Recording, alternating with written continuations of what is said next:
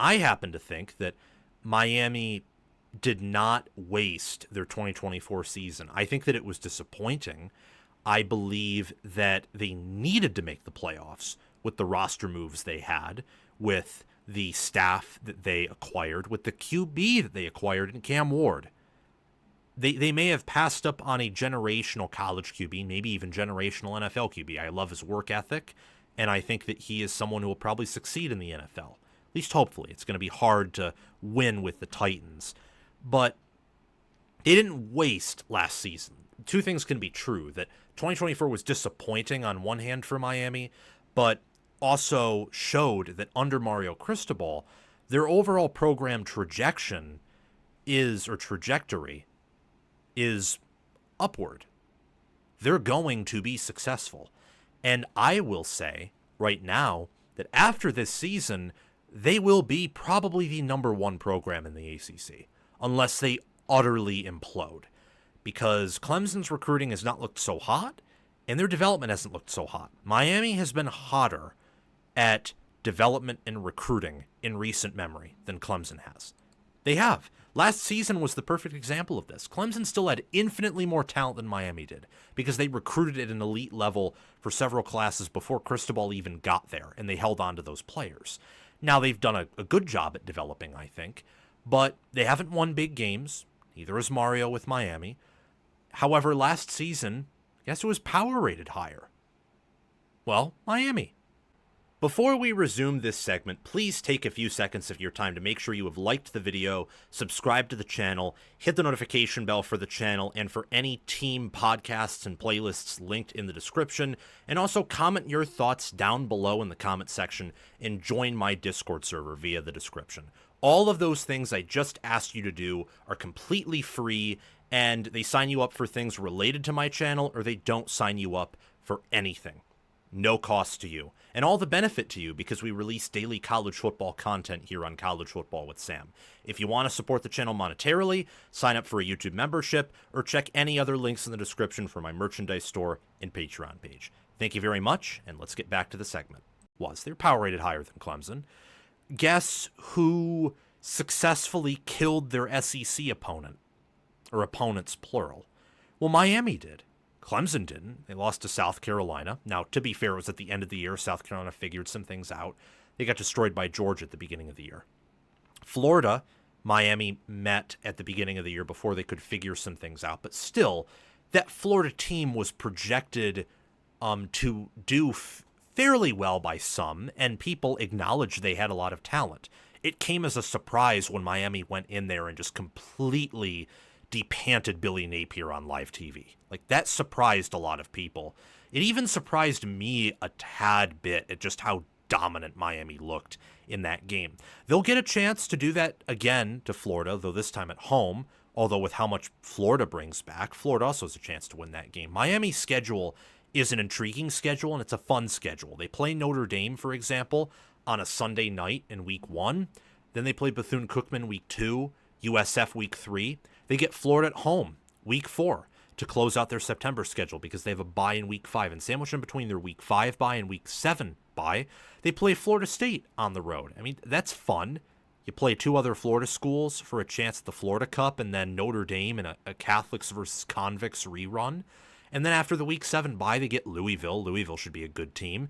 Stanford at home Week 9. That's probably a snooze fest, but then travel a road trip to SMU Week 10. Syracuse at home Week 11, NC State at home Week 12, at Virginia Tech and at Pittsburgh Week 13 and 14 to close out the year. And the over-under win total's 9.5. I think it's juiced to the under. I think. But I could be wrong. And I can see why. I mean, look, their schedule's no different from Clemson's in overall toughness. It's not an SEC schedule. It's not your average Big Ten schedule either. But there's some heft to it. I'd be lying to you if I said there wasn't. I mean, they play Notre Dame. And Phil Steele, for whatever reason, I happen to disagree with him, but I can see it, has Notre Dame ranked second. Second. That's where he has Notre Dame. And he also has Florida, I think, top 10, and has Florida State rebounding a little bit. He has also Miami ranked top 20, maybe top 15. I forget where he has them, but definitely a top 25 team. Their playoff odds are in the plus, but at plus 198, so not too outside that picture. And I think this is a playoff caliber team when I look at this roster. It's a roster that is balanced. It is a roster that is going to benefit from the fruits of a new coaching staff on defense.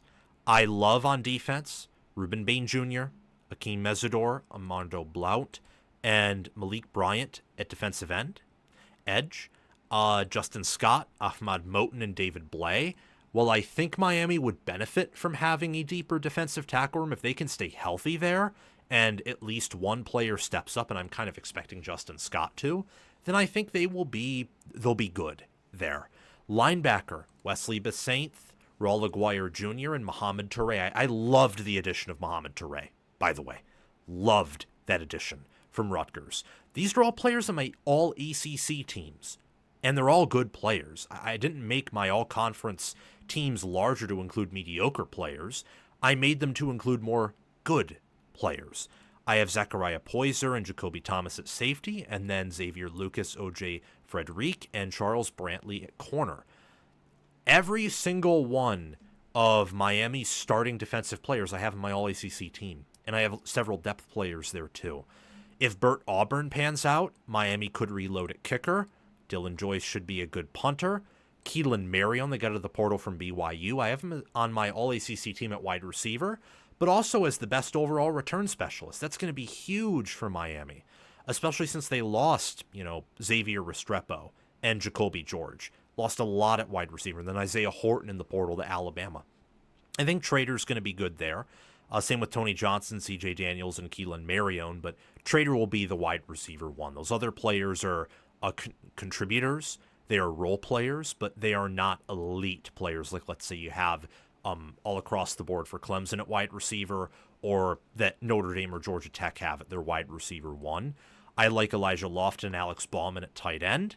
And then I think Molly Go is the best overall tackle in college football. Markel Bell's good too there. Matthew McCoy and Inez Cooper and James Brockermeyer round out the interior that's on my All-ACC team. Mark Fletcher Jr., Jordan Lyle, and Charmar Brown are at running back there. And then I think Carson Beck is going to be a top 15, top 10 quarterback this year. I think he's going to maybe not be quite as effective numerically, statistically, that he was in 2023, but I think he'll be playing closer to that level on the field and on the film than he was in 2024. I think that Shannon Dawson is a better offensive coordinator than Mike Bobo, and he'll probably have a better O-line this year at Miami than he did with Georgia last year, and he'll definitely have better receivers by a mile than what Georgia had last year. I mean, that Georgia receiver room was, oh boy, it's bad. If Georgia, I picked Georgia last year to win it all. If they had Carnell Tate as wide receiver one, they may have just won it all. But that's hypotheticals. It's like if Michigan brought J.J. McCarthy back, they may have won 10 games and played in Indy. If Ohio State didn't recruit Jeremiah Smith and Miami did, they may have gone 9-3 last year. And we look at Ryan Day differently. Or if Ohio State, for example, doesn't lose Josh Simmons in an injury, maybe they go 15-1. Or 16-0, and that they're viewed in an even more positive way. Or Clemson, they don't lose Brent Venables, and Venables just decides he wants to be a career defensive coordinator. They probably don't have some of the low moments they did over the past 3 seasons. So there's a lot of hypotheticals that we can play all day long. And a hypothetical for Miami last year is, what if they had a good defense? And I think that while Beck won't be as good as Ward, and the receiver core will be worse, I think you will see some of that play out, where this team, they're 60th in returning production, but they're 12th in preseason S&P Plus at an 18.8. They're top 10 in ESPN's FPI. So the power ratings recognize the talent they're acquiring and the fact that every year they're getting better. And under Cristobal, it's kind of been exponential. 5-7, then 7-5, and then 10-2, and at one point being ranked in the top 10 for much of the year in power ratings. Analytics recognize that stuff, and I do too. I have them reaching the ACC championship game, and regardless of what they do in the ACC championship game, I think they'll be a lock to make it. I have this team going 11-1 in the regular season, just losing to Clemson because I think Clemson has more experience, and I think that Dabo Swinney is better in big games than Mario Cristobal is. But this team is good. If you think this team is going to pull a Florida State, which Danny Cannell, for example, from the Cover 3 podcast, kind of thinks Miami will implode, or at least is willing to bet on the fact it's likely, I would like to ask you why. Why do you think that way? What evidence do you have to back that up? We can always make some bold predictions that are more gut feelings, and I'm willing to, buy that. But why wouldn't this team stay pretty level? Yes, they're going to get worse on offense, but defensively, Corey Heatherman is far better than Lance Guidry, and they're returning a lot of talent on defense, and then they added a lot through the portal, especially at secondary. And if you're going to have an entire position be made up of portal players, and if you're Miami, well, that's your secondary. That's your secondary, because it was so bad last year that if just half of the incoming portal players there pan out, you will be better. And then bringing back Ruben Bain Jr.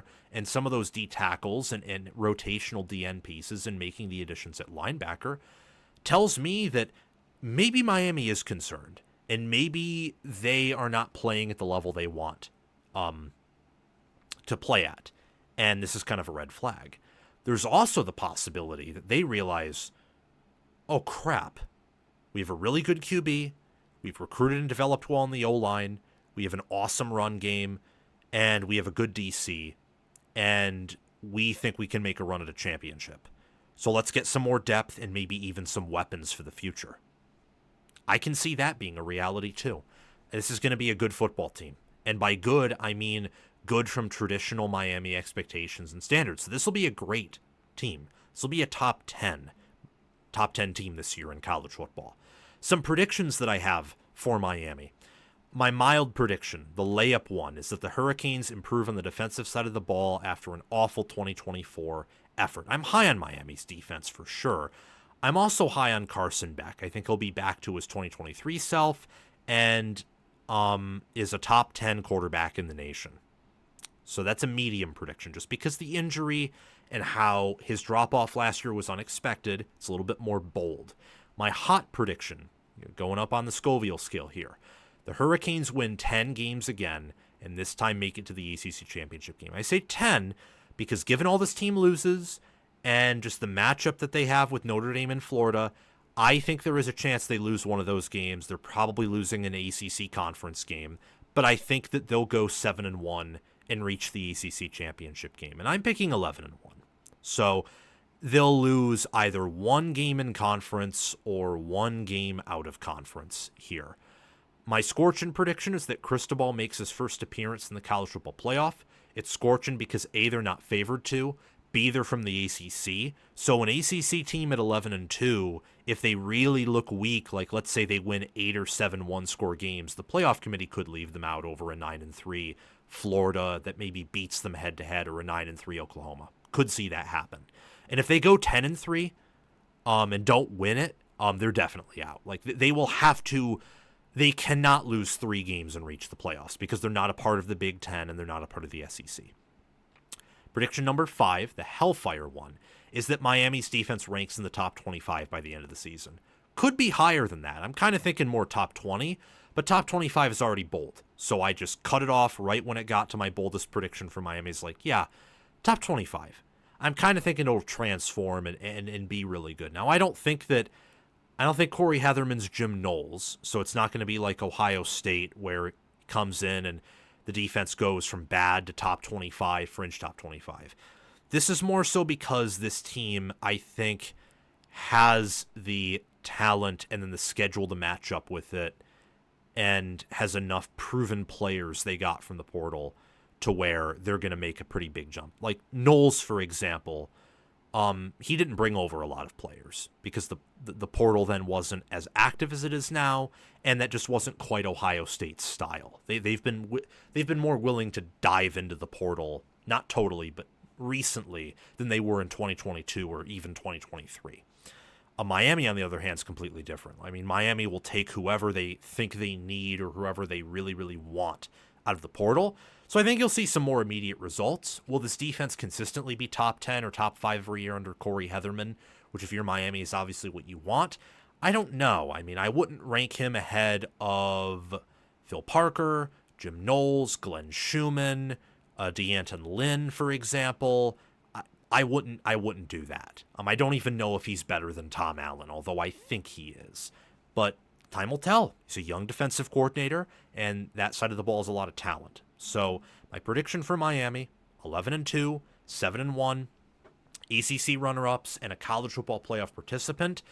Probably won't get a first-round bye because I think Penn State and Clemson only lose a game or go undefeated, and then the SEC champion would get a bye, and the SEC runner-up, if they only have 2 losses, would get a bye over Miami. So Miami likely gets a home playoff game. You probably win that, especially if you're, the 5 or 6 seed and probably get pitted against the G5 or Big 12 representative. But it'll be a first-time college football playoff appearance for Miami in 2025. We're going to witness that, and it's coming. I mean, the way they're recruiting, developing, how they've improved year over year over year is, I think, only a sign of the times to come. Thank you for watching College Football with Sam.